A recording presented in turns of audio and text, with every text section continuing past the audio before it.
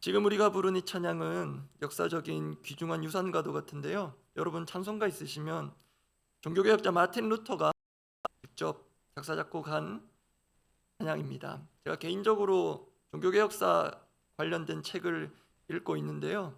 우리가 부른 이 가사 가운데 있는 이 마귀라는 표현들은 당시 그 역사상 루터가 로마의 교황을 빗대어서 한 표현입니다. 교황을 향해서 적그리스도라고 명확하게 지칭하는데요.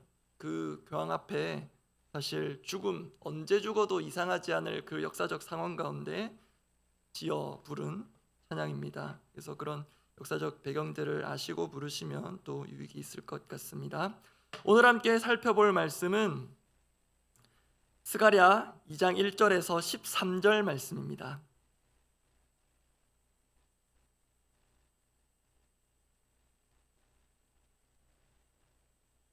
스가랴 2장 1절에서 13절 말씀, 제가 가진 성경으로는 1315페이지쯤에 있습니다. 구약성경 스가랴 2장 1절에서 13절 말씀, 제가 먼저 1절 읽습니다. 내가 또 눈을 들어 본즉 한 사람이 측량줄을 그의 손에 잡았기로 내가 어디로 가느냐 물은즉 그가 내게 대답하되 예루살렘을 측량하여 그 너비와 길이를 보고자 하노라 하고 말할 때에 내게 말하는 천사가 나가고 다른 천사가 나와서 그를 맞으며 이르되 너는 달려가서 그 소년에게 말하여 이르기를 예루살렘은 그 가운데 사람과 가축이 많으므로 성곽 없는 성읍이 될 것이라 하라. 여호와의 말씀에 내가 불로 둘러싼 성곽이 되며 그 가운데에서 영광이 되리라. 오호라 너희는 북방 땅에서 도피할지어다. 여호와의 말씀이니라. 이는 내가 너희를 하늘 사방에 바람같이 흩어지게 하였음이니라. 여호와의 말씀이니라. 바벨론 성에 거주하는 시온아 이제 너는 피할지니라. 만군의 여호와께서 이같이 말씀하시되 영광을 위하여 나를 너희를 노략한 여러 나라로 보내셨나니 너희를 범하는 자는 그의 눈동자를 범하는 것이라. 내가 손을 그들 위에 움직인즉 그들이 자기를 섬기던 자들에게 노략거리가 되리라 하셨나니 너희가 만군의 여호와께서 나를 보내신 줄 알리라. 여호와의 말씀에 시온에 따라 노래하고 기뻐하라. 이는 내가 와서 내 가운데 머물 것임이라.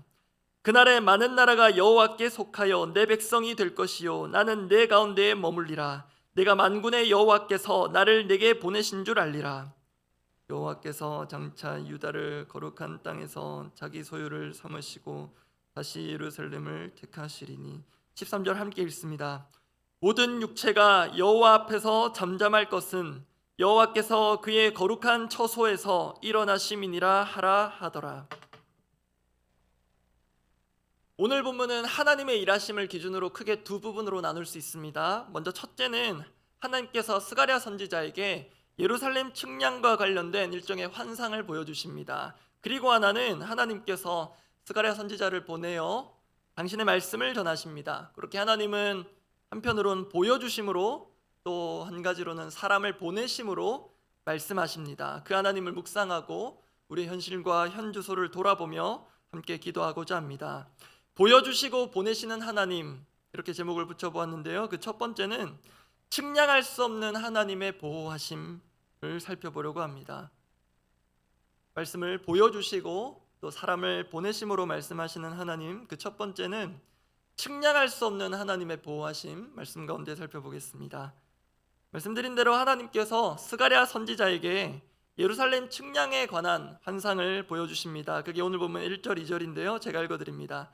내가 또 눈을 들어본즉 한 사람이 측량줄을 그의 손에 잡았기로 내가 어디로 가느냐 물은즉 그가 내게 대답하되 예루살렘을 측량하여 그 너비와 길이를 보고자 하노라 하고 말할 때에, 여기까지는 스가랴 선지자가 보고 확인한 그대로입니다. 어떤 한 사람이 지금 예루살렘을 측량하려고 하는 것 같습니다.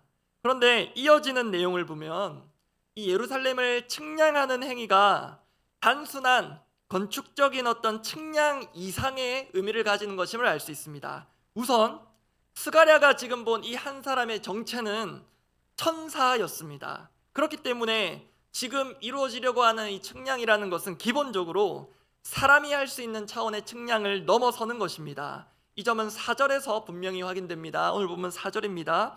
이르되 너는 달려가서 그 소년에게 말하여 이르기를 예루살렘은 그 가운데 사람과 가축이 많으므로 성곽 없는 성읍이 될 것이라 하라. 오늘 본문을 보면 실제로 이 천사를 통한 측량이 이루어졌는지 확실하지는 않습니다. 그 이유로 볼 수 있는 것이 4절 뒷부분이었는데요. 예루살렘은 그 가운데 사람과 가축이 많으므로 성곽 없는 성읍이 될 것이라. 이 말씀은 미래의 예언의 성격을 가집니다. 즉 앞으로 예루살렘에 사람과 가축이 많아질 것이다. 그래서 성곽이 없는 성읍이 될 것이라는 것은 성곽을 세울 수 없을 만큼 예루살렘이 사람과 가축으로 많아지고 부강해질 것이라는 말씀입니다. 그렇다면 실질적으로 예루살렘을 측량하는 것은 불가능한데요. 왜냐하면 측량할 수 없을 만큼 예루살렘이 커질 것이기 때문입니다. 그러면 그 예루살렘에 사는 생명들은 누가 어떻게 보호하는가? 그것이 오늘 본문 5절입니다. 스가랴 2장 5절 말씀은 함께 읽어보겠습니다. 여호와의 말씀에 내가 불로 둘러싼 성곽이 되며 그 가운데서 영광이 되리라. 측량할 수 없을 정도로 크고 강대해진 예루살렘은 하나님께서 직접 불로 둘러싼 성곽이 되셔서 보호하시겠다 합니다. 측량할 수 없이 커질 예루살렘과는 비할 수 없이 측량할 수 없는 그 크신 하나님께서 누구도 범접할 수 없는 불성곽이 되셔서 당신의 백성들을 보호하시겠다는 것입니다. 그래서 이 측량할 수 없는 하나님의 보호하심에는 회복과 부흥이 포함되어 있습니다. 그렇다면 여기서 우리가 생각해 볼 부분이 있는데요. 왜 하나님은 지금 이런 말씀을 주시는가입니다. 이 점에서 중요한 참고 구절이 되는 것이 어제 본문에 있었던 스가랴 1장 7절입니다. 제가 읽어드립니다. 다리오 왕 제2년 11째 달 곧 스바두월 24일에 이또의 손자 베레게의 아들 선지자 스가랴에게 여호와의 말씀이 임하니라. 이렇게 하고 오늘 본문도 이 연대에 포함되는 말씀입니다. 여기서 앞에 있는 다리오 왕 제2년은 연대상 BC 519년입니다. 이 시기는 성경의 역사 구분상 포로 후기 시대라고 하는데요. 포로 후기라 함은 이스라엘 백성들이 바벨론 포로 생활을 끝내고 이스라엘 본국으로 귀환하기 시작한 그 시대, 그 이유를 말합니다. 오늘 보면은 그리고 우리 이 스가랴 선지자가 활동한 이 시대는 포로 후기 시대 중에서도 초기에 속합니다.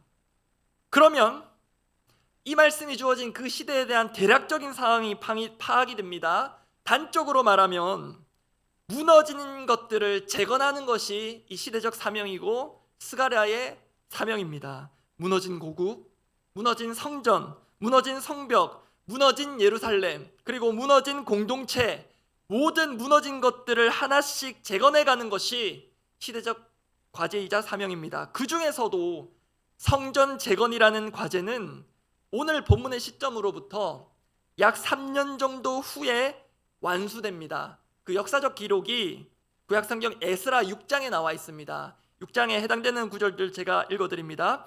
유다 사람의 장로들이 선지자 학개와 이또의 손자 스가랴, 지금 우리가 보고 있는 이 스가랴 선지자입니다. 이또의 손자 스가랴의 권면을 따랐으므로 성전 건축하는 일이 형통한지라. 이스라엘 하나님의 명령과 바사왕 고레스와 다리오와 아닥사스다의 조서를 따라 성전을 건축하며 이를 끝내되, 그 성전 재건이 완수된 때가 언제인가? 다리오 왕 제6년입니다. 연대로 말하면 BC 516년입니다. 지난 새벽 말씀들을 기억하신다면 아시겠지만 각종 이스라엘의 재건 사업들 중에 성전 재건만 놓고 보더라도 그 과정이 결코 순탄치 않았습니다. 오늘 본문을 기준으로 보면 아직 진행 중입니다. 더 현실적으로 말하자면 아직은 많은 것들이 무너져 있는 상황이었습니다. 포로기한이 되긴 했지만 포로기한 공동체는 아직은 소수입니다. 그렇게 인적 그리고 물적 인프라도 열악한 상황입니다. 차라리 새로 시작하는 거라면 몰라도 그런 상황에서의 재건은 정말 말처럼 쉬운 게 아닙니다. 그런데 그런 상황에서 하나님은 성전 재건을 넘어 예루살렘이 완전히 재건되고 회복되는 것, 또 그것을 넘어 측량할 수 없을 만큼 강대해질 것을 기대하게 하십니다. 그 말씀을 제가 다시 읽어드립니다. 오늘 본문 스가랴 2장 4절 5절입니다. 이르되 너는 달려가서 그 소년에게 말하여 이르기를 예루살렘은 그 가운데 사람과 가축이 지금은 극히 적지만 앞으로 많음으로 많아질 것이므로 성곽 없는 성읍이 될 것이라 하라. 여호와의 말씀에 내가 불로 둘러싼 성곽이 되며 그 가운데에서 영광이 되리라. 즉 실제 현실은 이 말씀과 전혀 어울리지 않습니다. 사람도 가축도 실은 충분히 세고도 몇 번이고도 세고도 남을 만큼 초라한 것이 현실입니다. 그렇게 비관적인 현실, 그래서 회의적인 미래를 예상하는 것이 너무나도 자연스러운 상황인지라 실은 더더욱 믿기 어려운 환상적인 말씀을 하나님께서 주신 것입니다. 이제 본문 당시로부터 2500년 정도 후인 오늘을 돌아봅니다.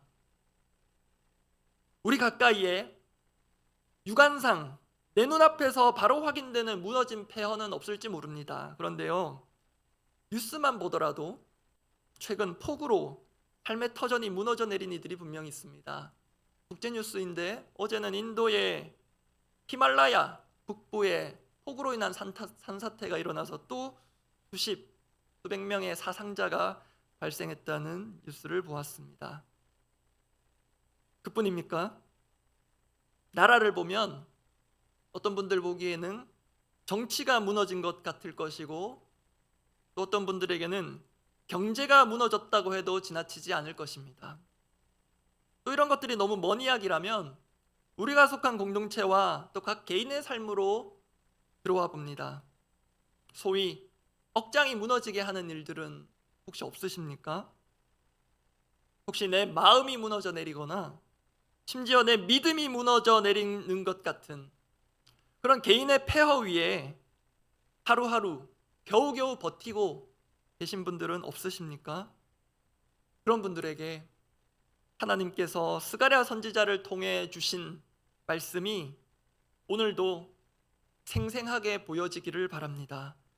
하나님 말씀하셨습니다. 내가 불로 둘러싼 성곽이 되리라.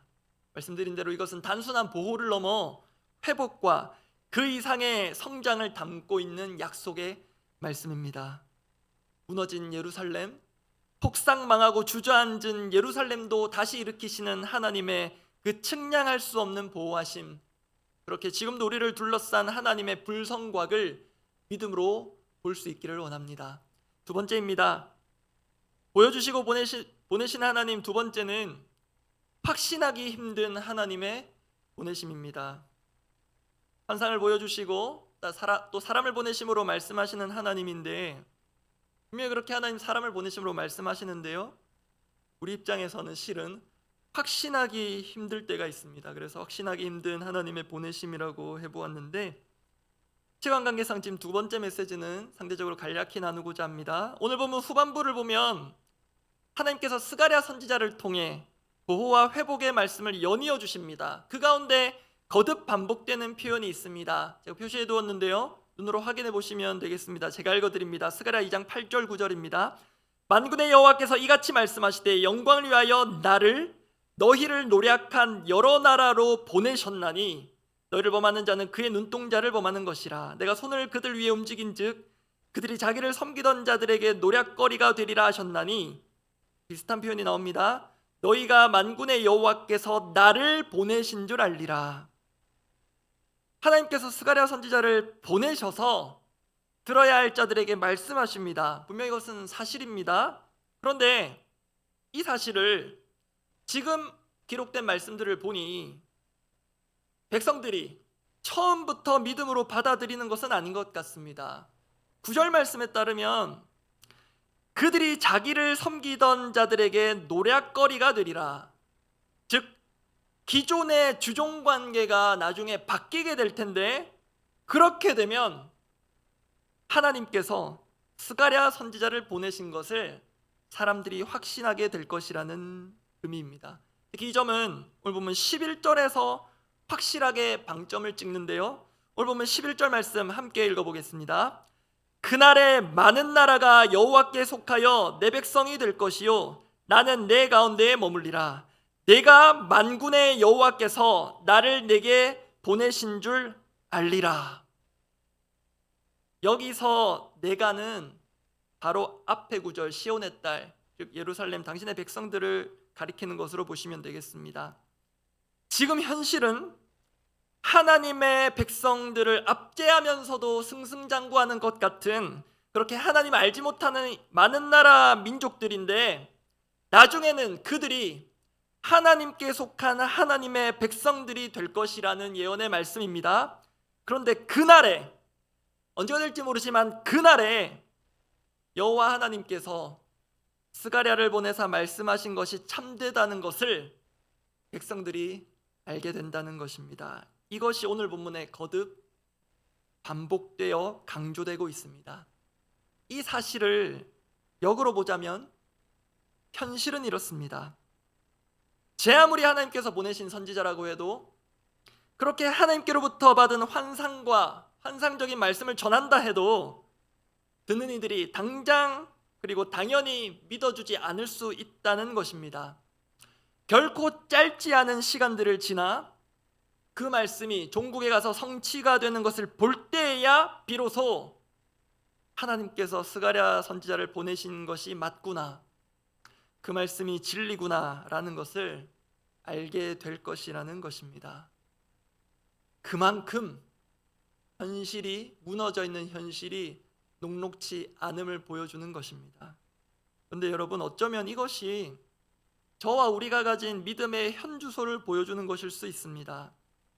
소위 우리의 믿음이라는 것이 조건부 믿음일 수 있겠습니다.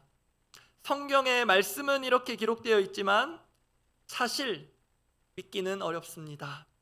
목사님, 말씀은 그렇게 하시지만 세상을 잘 모르고 하시는 말씀입니다 라고 우리가 드러내놓고 말은 안 하지만 우리의 생각과 마음, 나아가 믿음 가운데에는 이러한 일종의 유보적인 태도 또는 회의적인 태도가 깔려 있을지 모릅니다. 사실 이 점에 있어서는 저와 같은 설교자가 더욱 겸허히 자신을 돌아볼 필요가 있습니다. 탁상공론이라는 말 아실 텐데요, 제가 전하는 설교가 저의 삶 가운데 체험되거나 체화되지 않은 채 책상 앞에서만 이론적으로 그럴싸하게 정리된 수준의 것이라면 그 설교를 탁상공론이라고 하면 지나친 것일까요? 어쩌면 설교자조차도 믿기 어려운 비현실적인 회복의 말씀, 실은 믿지 않는 수준의 말씀이 이 설교단에서 울려 퍼지고 있다면 그것을 단상공론이라고 하면 지나친 것일까요? 이번엔 저를 포함한 우리 각자가 예배자로서 돌아본다면 이 시간 이 공간에서는 말씀 앞에 우리의 믿음이 어느 정도 작동하는 것 같지만 이곳을 벗어나 현실로 가면 믿음과는 전혀 다른 원리와 방식으로 일관되게 살아간다면 하나님께서 우리에게 주신 회복의 약속의 말씀들이 일상공론이 되고 있는 것은 아닐까요? 여러분, 사람은 몰라도 하나님은 아실 것입니다. 무엇을 아시냐면 오늘 우리가 함께 살펴보고 있는 이 말도 안 되는, 믿기 어려운 비현실적인 회복과 약속의 말씀을 우리가 정말로 믿음으로 받고 있는지 하나님은 아실 것입니다. 말씀드린 대로 폐허가 된 고국으로 돌아온 이스라엘 백성들이 도무지 믿기 힘든 말씀들이라는 것 하나님도 아시지 않겠습니까? 그런데 또한 하나님은 우리가 알게 하실 것이 있습니다. 그것이 무엇이냐면 하나님께서 말씀하신 것, 약속하신 것은 반드시 성취될 것이라는 것을 우리 모두가 언젠가는 알게 하실 것입니다. 그렇기 때문에 우리의 연약한 믿음이 그때 가서야만 작동되는 유보적 믿음 또는 조건부 믿음이어도 다행인 측면이 있습니다. 그렇지만 여러분, 정말 성경이 말하는 믿음은 히브리서 11장에 있는 말씀처럼 바라는 것들의 실상입니다.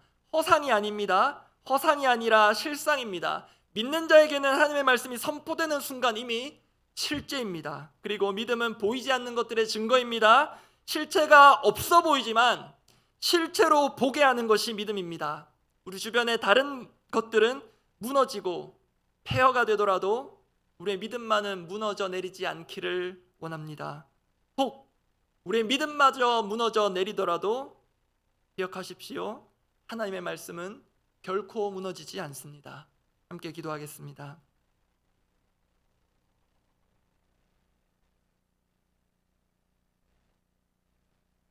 정말 회복과 재기를 꿈꿀 수 없는 처참하게 무너진 한 인생이 있다면 대표적인 인물이 구약의 욥이지 않겠습니까? 그런데 그 욥이 말도 안 되는 회복을 경험하는데요, 그 회복을 전혀 기대할 수 없는 그 상황 가운데 그가 남긴 주옥 같은 말씀이 욥기 23장 10절입니다. 제가 읽어드립니다. 그러나 내가 가는 길을 그가 아시나니 그가 나를 단련하신 후에는 내가 순금같이 되어 나오리라. 말씀 붙들고 함께 올릴 기도 제목은 이렇습니다. 내가 가는 길은 내가 아니라 하나님이 가장 잘 아십니다. 이 단순한 그러하면서도 묵직한 믿음이 우리 기도의 출발점이길 원합니다. 여러분, 우리가 갈 길은, 우리 교회가 갈 길은 내가 아니라, 사람이 아니라 하나님이 가장 잘 아십니다. 욥이 그렇게 고백합니다. 때로 우리의 길이 막히고 앞길 살 길이 안 보일지라도, 그렇게 막힌 길, 험한 길 앞에 멈추고 싶고 돌아서고 싶을지라도 하나님께서 이 길 가야 한다 하시면 연단의 길이라 여기고 믿음으로 우직하게 한 걸음씩 내딛기를 원합니다. 혹시 지금 믿음의 길 가는 것을 주저하게 되고 돌아설까 망설이고 계신 분들이 있다면 정말 하나님만이 아시는 그 길을 보여주시고 이 길을 돌아가라는 사인이 아니라 연단의 길로 지나가라는 말씀이라면 우직하게 정말 바보처럼 그 길을 걸어가기를 원합니다. 그렇게 우리의 자그마한 결단을 올려드리고 결국 우리는 우리 스스로를 재련하는 것이 아니라 하나님께서 우리를 순금으로 정금으로 재련하고 빚어주실 것입니다. 그 하나님 손에 우리의 인생길을 맡겨드리며 함께 기도하겠습니다. 하나님 아버지, 우리 주변에 무너져 내려 있는 것, 없는 것 같지만 실은 아닌 것 같지만 내 마음이 무너져 있고 내 마음에 내가 품었던 인생의 꿈, 내 자녀들을 향한 꿈, 또 일만성도 파송운동으로 꿈꾸었던 그 꿈이 좌절되고 좌초되고 무너져 내린 것 같은 그 절망과 허망함 가운데 갈 길 몰라 방황하고 있는 우리의 현 주소를 주님, 우리가 애써 외면하지 않고 직시하고 직면하는 용기를 허락하여 주시옵소서. 모든 것이 잘 되기를 바라지만 실은 잘 되지 않는 것 투성이고 이대로 내 인생이 끝나버리면 어떡하나 하는 그런 실패에 대한 예감이 이 나라를 덮고 있고 이 나라의 젊고 남녀노소를 불문하고 이 땅 가운데 그런 패배감과 위기감이 덮여 있는데 주님, 그 가운데 정말 우리가 주님께서 주신 회복과 믿음의 말씀을 붙들 수 있을지 주여, 우리의 힘으로는 가능하지 않으나 하나님 우리를 붙드시고 이 길이 끝까지 가야 할 길이라면 하나님께서 그 길을 걸어가게 하시는 그 은혜를 우리가 힘입게 하여 주시옵소서. 내 힘으로 한 발짝도 내디딜 수 없을 때 우리를 들어업어 인도하시는 그 하나님의 은혜를 맛보게 하여 주시옵소서. 지금도 자신의 일로 또 자녀들의 일로 마음이 무너지고 일상이 무너져 있는 믿음의 식구들 가운데 주여 역사하여 주시고 친히 불성각이 되어 보호하시며 지키시고 회복하시는 하나님을 보게 하여 주시옵소서. 공동의 기도 제목을 두고 기도하겠습니다. 힘써 여호와를 알아가자. 우리 한 해의 말씀인데요, 우리 주일 예배 가운데 예수님을 만난 사람들 신약의 말씀들을 계속 보고 있습니다. 복음서를 보면 예수님께서 말씀하신 즉시 나음을 얻은 이들이 있습니다. 말씀하신 즉시 병이 고쳐졌다는 거 복음서에서 또 특별히 강조하고 있기도 합니다. 혹시 우리에게도 일어나지 말라는 보장 없지 않습니까? 즉각적인 효력과 능력을 우리가 믿지 못할 뿐 얼마든지 그렇게 역사하실 수 있는 하나님의 말씀을 온전히 신뢰하며 그 하나님을 알아가기를 원합니다. 우리 다음 세대 여름 사역이 은혜 가운데 또 순조롭게 진행됨을 또 그렇게 이끌어 주심을 감사합니다. 이제 청년부 수련회가 8월 말 2박 3일로 남아 있습니다. 우리 청년들이 이번 수련회 주제 또 취지처럼 하나님 앞에 과감하게 멈추고 머물러서 하나님의 임재 앞에 압도되는 은혜를 누리게 하여 주시옵소서. 그 수련회 그 공간 그 공동체를 하나님께서 은혜의 불성곽으로 둘러싸 주시는 은혜를 경험하게 하여 주시옵소서. 우리 청년들을 사랑하며 축복하는 마음으로 기도해 주시면 감사하겠습니다. 그리고 설교 가운데도 언급드렸지만 2500년 전 이스라엘만 무너져 있는 것이 아니라 지금도 천재지변으로 조금만 클릭 몇 번만 하고 터치 몇 번만 하면 천재지변으로 삶의 터전이 무너진 이들 금방 보실 수 있습니다. 그리고 조금 더 세밀한 마음으로 우리 주변에 있는 영혼의 마음을 살펴보면 심신이 미약해져서 일상이 무너져 있는 이들이 우리 가까이에도 있습니다. 정말 주님만이 주시는 회복의 은혜를 부어주시옵소서. 혹시 그런 분들 능력해서 생각나게 하신다면 그 이름들을 올려가며 공부하며 기도하시고 각자 기도하고 돌아가시기 바랍니다. 기도하겠습니다. 하나님 아버지, 우리는 언젠가부턴가 하나님의 말씀을 당장 지금이 아니라 언젠가는 이루어지겠지, 언젠가는 주님 오시겠지 하며 스스로 알아서 조건부 말씀처럼 유보적인 말씀처럼 미뤄두고 있는 것은 아닌지 모릅니다. 주님 이 땅에 오셔서 즉각적으로 말씀하신 즉시 기적적인 일들이 일어나게 하셨고 사람들을 만나주신 그 즉시 예수님 알아보고 나의 주 나의 하나님으로 보게 하시는 은혜를 주셨는데, 주님 우리에게 그런 동일한 즉각적인 효력과 능력의 말씀, 그 말씀의 하나님을 경험하게 하여 주시옵소서. 주님, 도대체 언제야 내 삶이 풀리고 내 인생이 풀리고 우리 가정 경제가 풀리고 우리 자녀들이 주님 앞으로 돌아올지, 내 배우자가 돌아올지, 정말로 막연하고 막막해서 믿음이 희미해져 가고 있는 이들이 있다면 주님, 그날이 오늘일 수 있음을 우리의 노력과 불문하여 하나님의 능력으로라면 머나먼 그날, 오지 않을 그날이 바로 오늘 올 수 있음을 경험하게 하여 주시옵소서.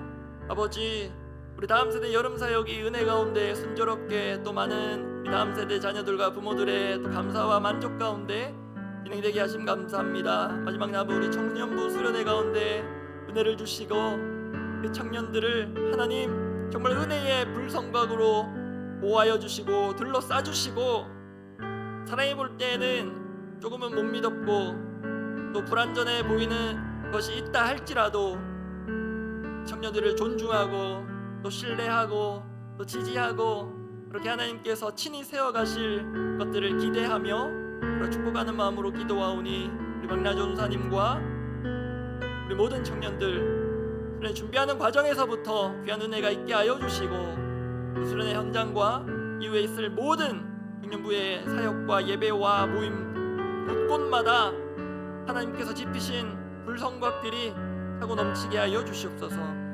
아버지, 우리가 가까이 체감하지 못할 뿐 지금도 천재지변으로 삶의 터전이 무너진 이들이 있습니다. 이 나라 가운데도 있고 이 나라 밖에도 있고 미사일로 여러 가지 것들로 삶의 터전이 무너지고 파괴된 이들이 지금도 있습니다. 주님, 그리고 형언할 수 없는 마음의 무너짐, 정서의 무너짐, 관계의 무너짐으로 일상이 무너져 내려가 있는 이들, 주님 우리 가운데에도 있습니다. 아버지, 불쌍히 여겨 주시옵소서.